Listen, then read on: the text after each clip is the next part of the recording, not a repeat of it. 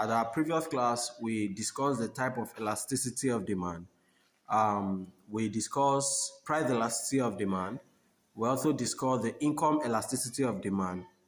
And today, we are going to discuss the cross elasticity of demand. So I urge you to stay tuned to our channel at Dpenomics Academy and always subscribe to our channel so that you'll be the first to be notified when we post interesting topics. So now in this continuation class, we're going to complete the remaining part of the topic and go deeper into the cross elasticity of demand and the factors affecting elasticity of demand, the importance of elasticity of demand, and we're going to use real life Nigerian application. Okay, so let us continue. What is cross elasticity of demand? What do we understand by cross elasticity of demand? I've told you elasticity of demand is the degree of responsiveness of changes in prices or in income or in taste of consumers, right? And when we say degree of responsiveness, we're talking about the level of reaction that consumers react to a little or no change in prices of goods and services. So cross elasticity of demand measures the degree of responsiveness of quantity demanded of one commodity to a change in the price of another commodity, right? So when we cross elasticity of demand simply talks about substitute commodity, that is cross elasticity of demand. To break this further, it just simply means how demand for one product changes when the price of another product changes. Now, I want you to listen carefully. Imagine the price of Coca-Cola drink or Coca-Cola soft drink increases. What will happen? And if some people stop buying Coca-Cola, which brand of drink will they buy? You agree with me that when some people stop buying Coca-Cola drink, they tend to buy Pepsi instead. That are substitute commodity. And also, if the price of rice increases, some family may buy more of Gary instead.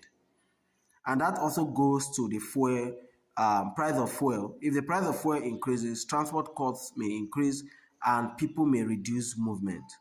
So cross elasticity deals with related goods. These related goods are of three types.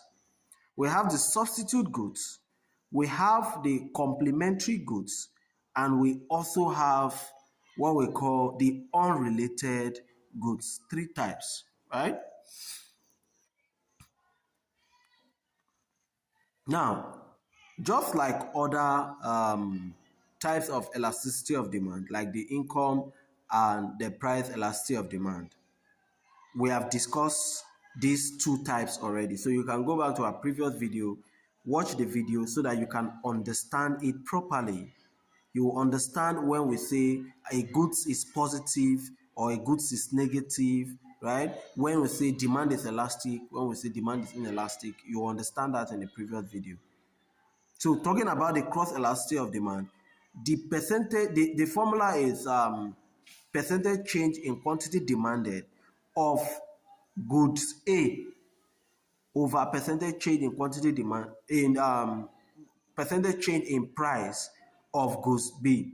So good A can be let's say Coke, and good B can be Pepsi. Okay, so the product we are buying can be good A. Why? The price of that product that changes will also be good B. So when we substitute for substitute goods, we have Coca-Cola and we also have Pepsi. So if the price of Coca-Cola increases, the demand for Pepsi will definitely increase, right? So suppose Coke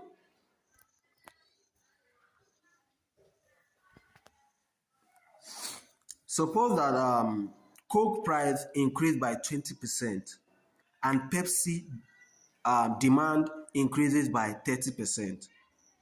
So if you look at my screen, you'll see the substitute goods which we are discussing and the scenarios and the calculation where the price of Coke increased by 20% and the quantity demanded of that Pepsi increased by 30%. Of which, when you divide 30 by 20%, it will give us 1.5. It will give us 1.5. So it is a positive number. So it shows that the demand or the goods is a substitute goods. So cross elasticity of demand is 1.5, a positive 1.5. It shows that the goods are positive, which is Coke and Pepsi. If you don't go for Coke, you will go for Pepsi, substitute commodity. Another real life example or real life Nigerian example is MTN data and LTE data, right? Indomie and Golden Penny noodles, Pepsi and Coca-Cola, which we use as an example. Whenever one becomes expensive, people switch to the other.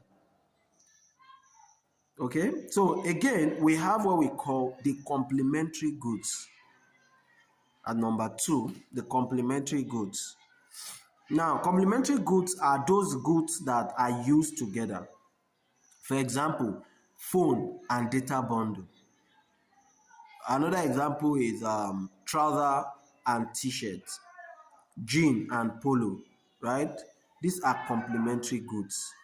Book and pen, complementary goods. So from our example, we say suppose that the price of phone increases by 25% and the demand for data decreases or falls by 10%. Because the demand falls, it means it's a negative 10%.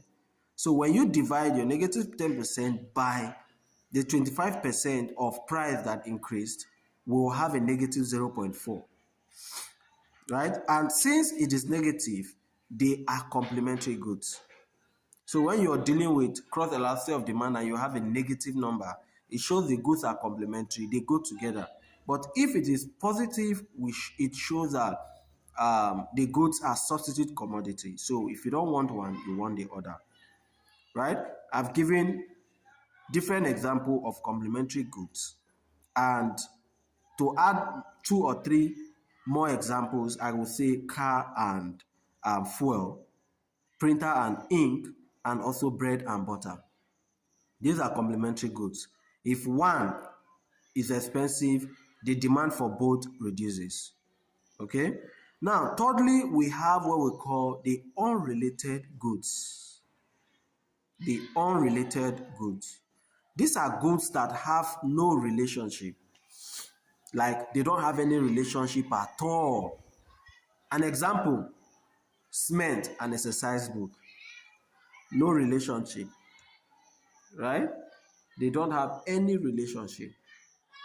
So from our screen, we have the price of cement increased by 20%. And the quantity demanded for exercise book do not change. Now, what does this mean? This means that cross elasticity of demand is 0 because they are unrelated.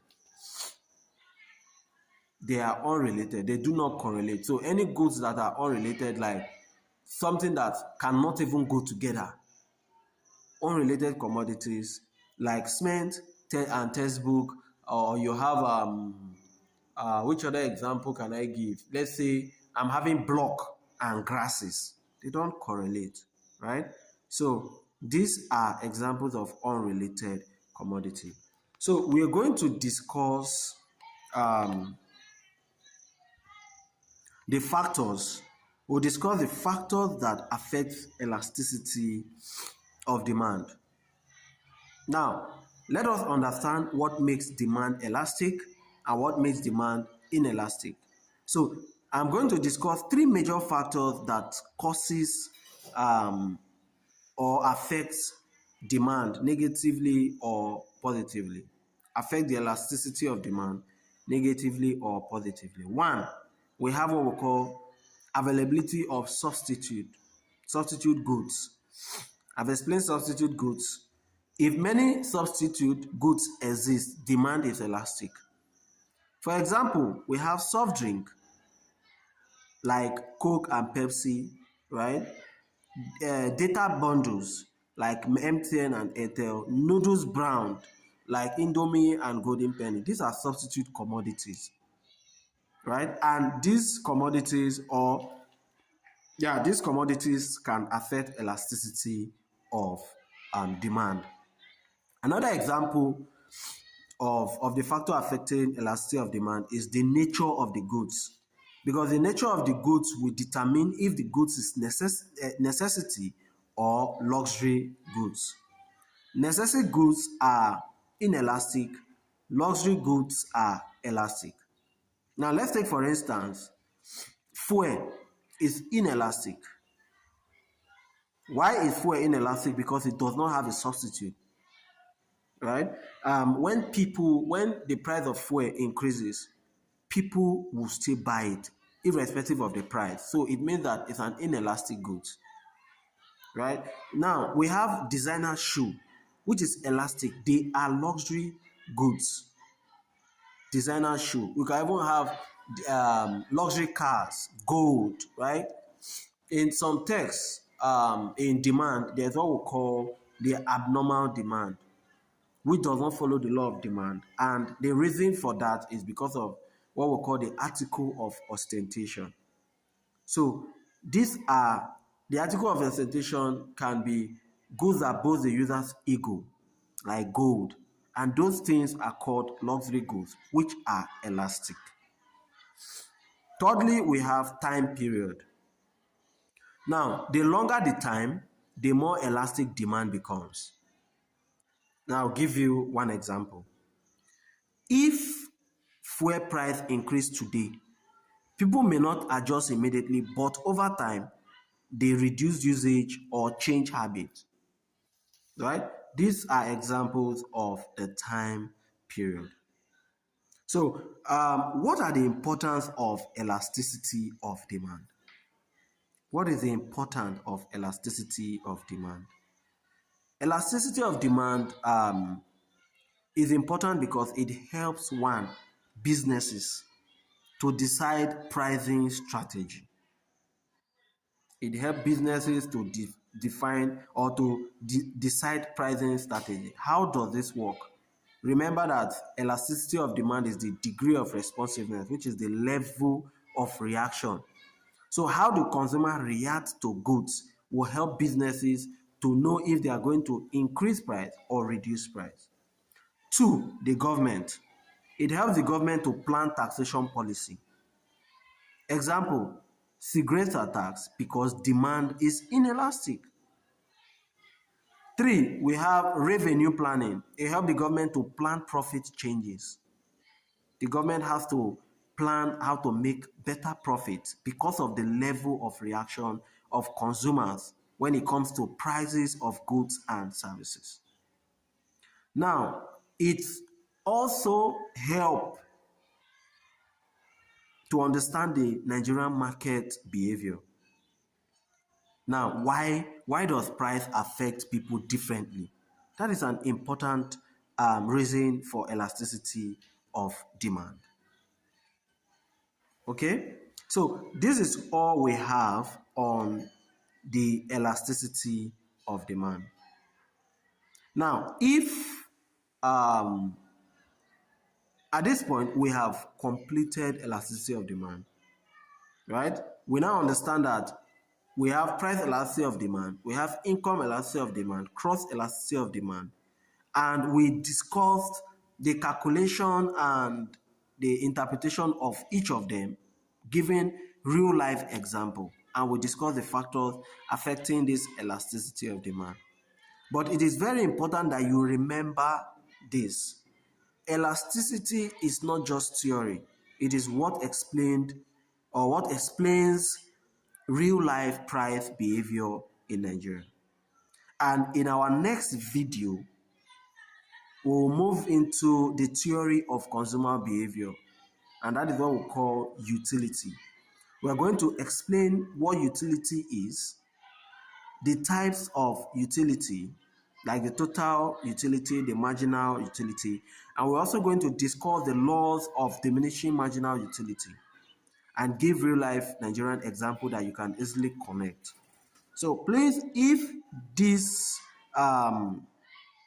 lesson was helpful, I urge you to like our channel, share our post so that other people can watch and learn the same way you're enjoying this topic today. And subscribe to the Dpenomics Academy. Please comment next if you are ready for the next lesson. Thank you for watching and stay blessed.